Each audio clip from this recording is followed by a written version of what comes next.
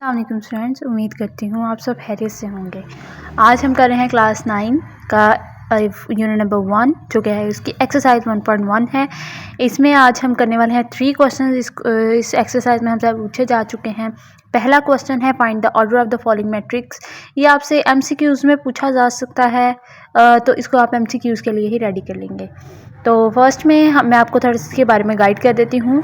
जो हमारे पास first question है, इसमें हमने सिर्फ ऑर्डर बताना है कि कौन सा ऑर्डर है। ऑर्डर का मतलब ये होता है कि आपने ये बताना है कि इसमें कितने रोज़ हैं और कितने कॉलम्स हैं। रोज़ और कॉलम से मिलकर हमारे पास एक मैट्रिक्स बनता है।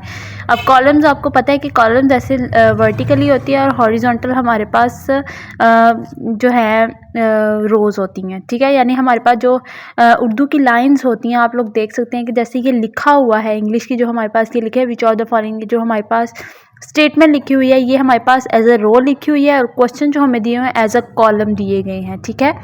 आई होप सो आपको क्लियर हो गया होगा।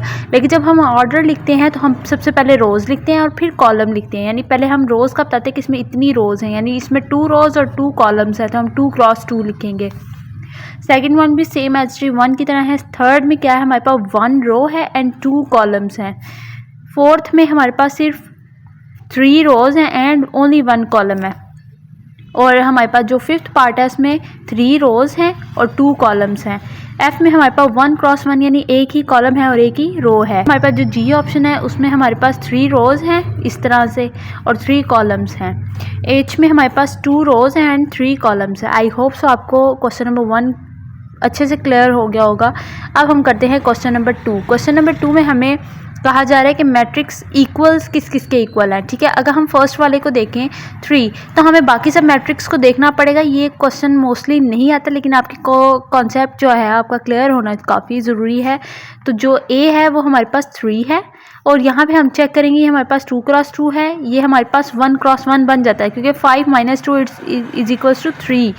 तो हमारे पास जो ए है वो सी मैट्रिक्स के इक्वल है। अब आप देख सकते हैं ई, एच और जे अगर हम देखें 2 2 4, 2 - 2 0, 2 + 4 6 एंड 2 + 0 0। यानी हमारे पास ई, एच और जे जो है वो हमारे सेम एज इट इज़ एक ही जैसे हैं। तो ये हम कह सकते हैं कि ई, एच और जे जो है और इक्वल।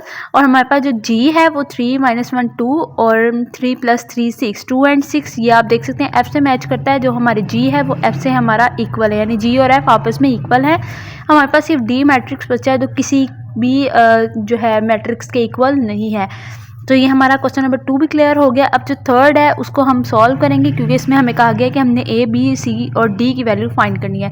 तो चलिए इस क्वेश्चन को सॉल्व करते हैं। यहाँ पे आप लोग देख सकते हैं मैंने क्वेश्चन को सॉल्व कर लिया है। यहाँ पे मैंने क्या किया है, फर्स्ट क्योंकि हमें कहा जा रहा है पूरा मैट्रिक्स इस मैट्रिक्स के इक्वल है, तो इट्स मीन के फर्स्ट वाला फर्स्ट के, सेकेंड वाला सेकेंड के एंड थर्ड वाला थर्ड के, फोर्थ के। यहाँ पे ये -7 था, माइनस जो है थोड़ा दूर से राइट डाउन हो गया, तो ये आप इसके साथ -7 करें, ठीक है। 4 वैल्यूज़ हैं, तो हम फर्स्ट वाली को फर्स्ट के, सेकंड को सेकंड के, थर्ड के, फोर्थ के इक्वल रख के हमने 4 इक्वेशन बना लेनी है, ठीक है। फिर हमने क्या करना है, क्योंकि हमें यहाँ पे c की वैल्यू निकालना हमारे लिए ज़्यादा इजी है, तो हमने c को c - 1 = 3 करके यहाँ पे ये कांस्टेंट वैल्यू है 1 को जब हम दूसरी साइड पे लेके गए हैं तो ये पॉजिटिव हो गई और c की वैल्यू हमारे पास आ गई है 4। इसी तरह हमने डी की वैल्यू यानी जो हमारे पास मैट्रिक्स थे लास्ट की, ये इक्वेशन 4 है, तो इक्वेशन 4 को हमने यूज़ करते हुए अपनी डी की वैल्यू फाइंड की है। ये 2 इधर आ जाएगा, 2 डी में से डी माइनस हो सकता है लेकिन कांस्टेंट किसी भी वेरिएबल से माइनस नहीं हो सकता। तो 2 - 4 में से 2 माइनस किए तो 2 आ जाता है 2d और यहाँ पे 6 हमारे पास आ जाता है एज इट इज़। 4 में से 2 माइनस करेंगे 2 आएगा और 6 एज इट इज़। यहाँ पे 2 जो है मल्टीप्लाई हो रहा है डी के साथ, यानी इक्वल की दूसरी साइड पर जाके वो हो जाएगा डिवाइड और हमारे पास डी की वैल्यू आ जाएगी 3। अब यहाँ पे आप देख सकते हैं इक्वेशन जो 1 थी वो a + c थी, यानी हमने c की वैल्यू तो फाइंड कर लिया जो कि हमारे पास 4, तो हम इसमें 4 ऐड करेंगे और 4 को इक्वल के दूसरी साइड पे ले जाएंगे तो हमारे पास a भी फाइंड हो जाएगा। a की वैल्यू आ जाएगी -4 and the last one is a की वैल्यू लगाने के बाद हमारे पास 2b फाइंड हो सकता है। a की वैल्यू लगाई -4 दूसरी साइड पे इक्वल के दूसरी साइड पे जाके प्लस हो गया और यहाँ पे आंसर आया -3 और 2 इधर मल्टीप्लाई हो रहा था b के साथ और यहाँ पे हमारे पास ये यहाँ पे डिवाइड हो गया, तो b हमारे पास आया -3/2 क्योंकि हमें सिर्फ b की वैल्यू फाइंड करनी थी, नॉट 2b की, ठीक है। आई होप सो आपको एक्सरसाइज 1.1 अच्छे से क्लियर हो गई होगी। अगर फिर भी आपको कोई क्वेश्चन है तो आप मुझसे कमेंट बॉक्स में पूछ सकते हैं। अल्लाह हाफिज़।